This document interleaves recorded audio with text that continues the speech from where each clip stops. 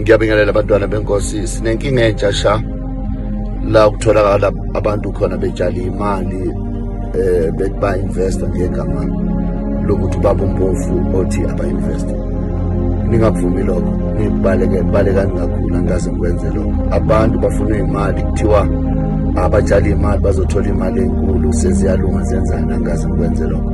Inkinga entsha ke ngizwa bethi bayabafonela labantu nezwi sebekwazile ukuthi balithathe kube ngathi imokhulumayo kanti akumina, bese befaka iy'thombe zami umalona wabo emafonini.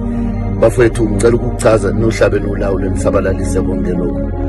Angaze ngikwenze lokho, angaze ngikhulise imali, angaze ngifune imali kubantu, akuna-akhawunti yomuntu enginikana ngayo mina ngithi angifakele imali.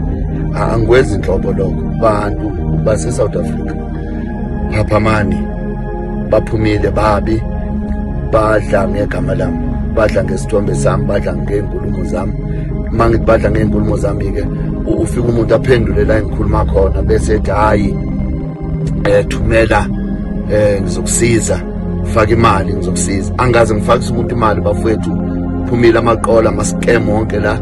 Niqaphele lokho, balekani, ningalinge emhlabeni wonke nje uma kwenzeka kunomuntu othi hhayi ngubampofu yenza kanje. Ungakwenzi lokho, akumina loyo.